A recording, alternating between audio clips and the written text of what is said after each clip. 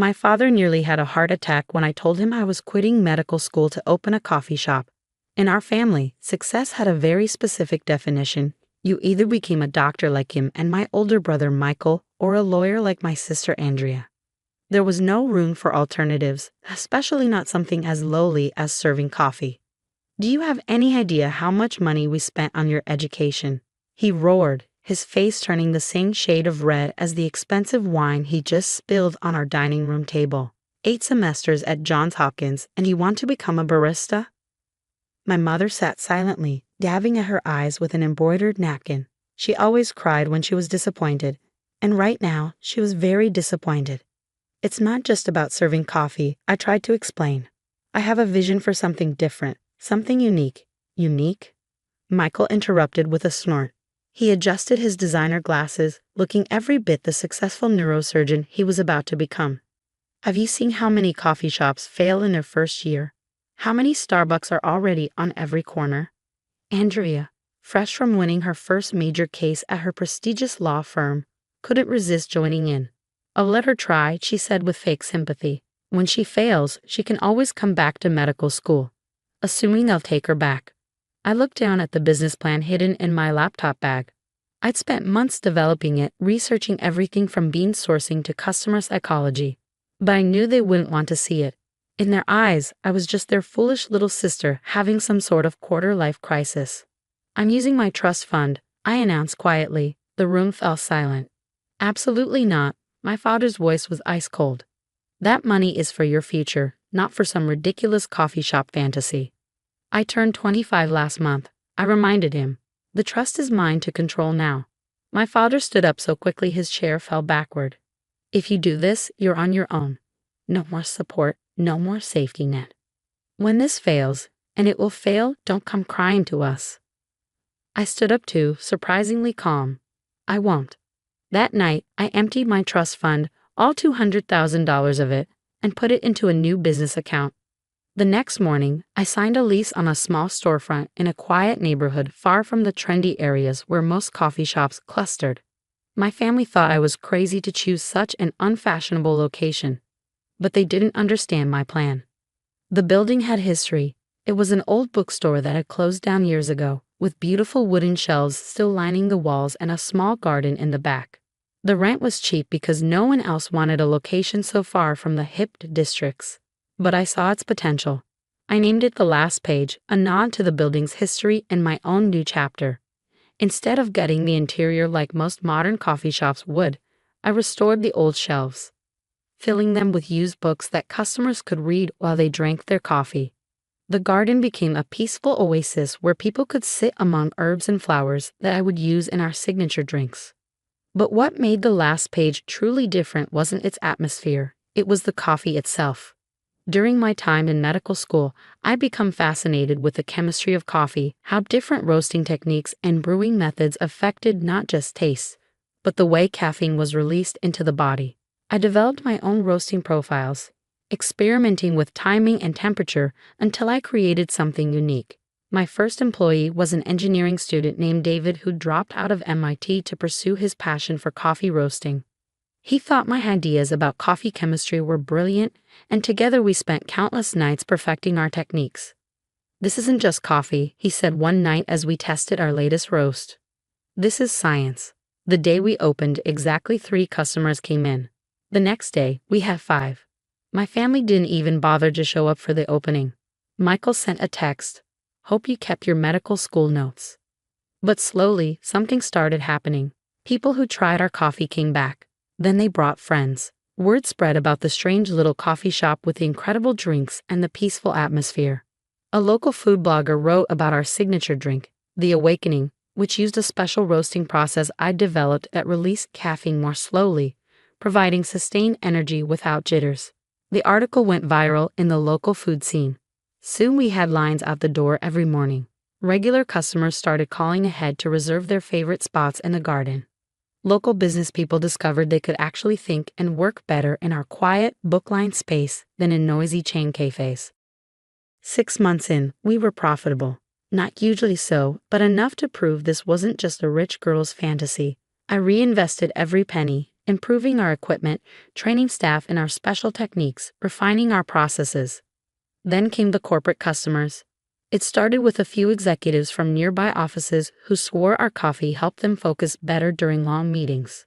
Soon, companies were ordering our coffee for their offices, willing to pay premium prices for our special roasts. 1 year after opening, I took a risk. I used every bit of profit we'd made to open a second location, this time in an old clock repair shop across town. We kept the original clock mechanisms as decoration, calling it the timepiece, and applied everything we'd learned from the first shop. It was an instant success. People loved that each location had its own character while maintaining the same exceptional coffee quality. We weren't trying to be a chain where every store looked identical. Each shop would have its own story. The local press started paying attention. The anti-Starbucks, how the last page is rewriting coffee shop culture, read one headline. We were featured in several major food magazines, praised for our innovative approach to both coffee and atmosphere. My family, of course, remained unimpressed. At every holiday dinner, they'd ask with barely concealed mockery how my little coffee shops were doing. I stopped trying to explain that we were actually doing quite well, that we had plans for expansion, that our profit margins were exceptional for the industry. I saw that new Starbucks open near your first shop, Andrea mentioned during Thanksgiving dinner, 2 years after I'd opened the last page. I suppose they'll put you out of business soon. What she didn't know was that our sales had actually increased since Starbucks opened nearby. Their customers would often wander over to us, curious about the cozy shop with the books and garden. Once they tried our coffee, many never went back to Starbucks.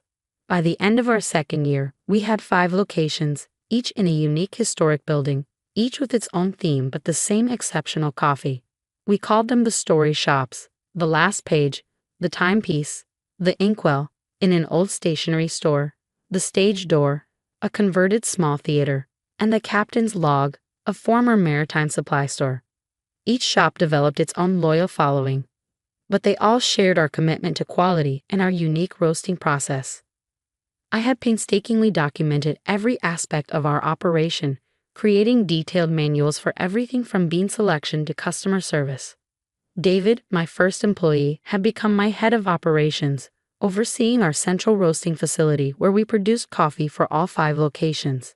We'd expanded our wholesale business, supplying offices and small restaurants with our special roasts. Then came the call that would change everything. Ms. Sullivan. The voice on the phone was polished professional. This is James Chen from Venture Capital Partners. We've been watching your company with great interest. Would you be open to discussing potential investment? I looked around my office, the back room of the last page where it had all started. The walls were covered with expansion plans, revenue projections, and photos of potential new locations. We were doing well, but to grow at the scale I envisioned, we needed capital. I'm listening, I said. What happened next would transform my little coffee shops into something my family never imagined possible. But first, I had to prove that I could take this beyond just local success. I had to show that the story shops could become a national phenomenon while keeping everything that made us special. I hung up the phone and called David. How would you feel about building something bigger, much bigger? His response was immediate. I thought you'd never ask. The meeting with venture capital partners took place in our original store, the last page. I insisted on it. If they were going to invest in us, they needed to understand what made us different.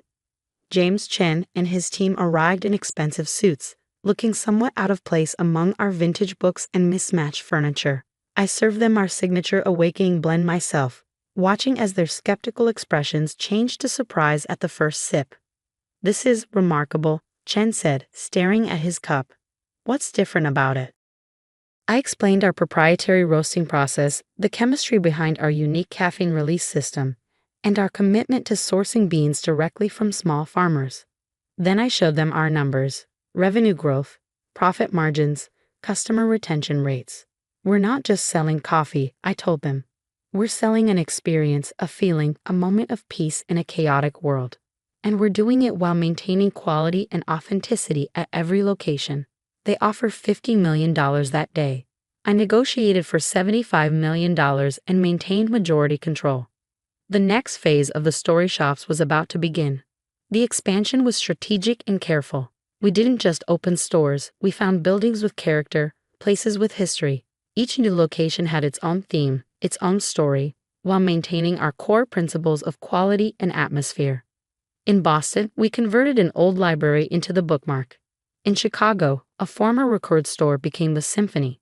Each store was unique, yet instantly recognizable as part of the Story Shop's family. We opened our own barista training academy, ensuring every employee understood not just coffee preparation, but the science and story behind our methods. Our central roasting facility expanded into a research and development center, where we continue to innovate and perfect our techniques. 2 years after the investment, we have 50 locations across the East Coast and Midwest. Each one was profitable within its first 3 months. The media started calling us the anti-chain chain, a company that had managed to expand while maintaining the charm and quality of a local coffee shop. My family, meanwhile, remained unimpressed. At Christmas dinner that year, Michael was still skeptical. 50 shops? That's cute, he said, sipping his wine. But it's not exactly Starbucks, is it? Andrea chimed in. I heard they're opening 3 new locations in your area. Aren't you worried? I didn't tell them about the market research showing that our sales typically increased when a Starbucks opened nearby. Our customers were loyal because we offered something different, not just better coffee, but a genuine experience. Then came the game changer. A major tech company switched all their office coffee service to our brand after their CEO visited one of our shops. Other corporations followed. Our wholesale business exploded. We developed a subscription service for home delivery, complete with detailed brewing instructions and stories about each month's special roasts. The waiting list grew to months long. 3 years after the venture capital investment, we had 200 locations. Each one was profitable. Each one was unique. And each one maintained the quality and atmosphere that had made the last page special. The press couldn't get enough of us. Forbes did a feature, The Story Shops, How One Woman's Vision is Disrupting the Coffee Industry. Fortune followed with The Billion-Dollar Bookstore, The Story Shop's Unique Path to Success. I sent copies of the magazines to my family. They didn't respond. Then came the morning that changed everything. I was in our newest location, the Lighthouse in Seattle. Yes, we dared to open in Starbucks' hometown when my phone rang. Miss Sullivan, this is Howard Schultz. The founder of Starbucks was calling me directly. He wanted to meet. The meeting took place in our original store, her last page. Schultz arrived without an entourage, ordered an awakening, and spent an hour exploring the shop. You've created something extraordinary here, he said finally. Something we've been trying to recapture for years, the feeling of a real coffee house, a community space, while maintaining consistency and quality across hundreds of locations. Then he made his offer. Starbucks wanted to buy the Story Shops. All of it, for $4 billion. I listened to his pitch about how they would maintain our brand identity, keep our unique locations, preserve our methods. The number was staggering. $4 billion for what had started as a silly coffee shop. I'll need to think about it, I said. That night, I called an emergency family dinner. For once, they all showed up promptly, probably assuming I needed help because my business was failing. We sat at the same table where years ago, they had mocked my decision to open a coffee shop. My father still had that same disapproving look. Michael and Andrea still carried their air of superiority. So, my father said, finally ready to admit this coffee shop experiment was a mistake. I took a sip of water, letting the moment stretch out. Actually, I wanted to let you know that Starbucks offered to buy my company today. The silence was deafening. For how much? Andrea asked finally, her lawyer instincts kicking in. $4 billion. My mother's wine glass slipped from her hand, shattering on the table. Michael's fork clattered to his plate.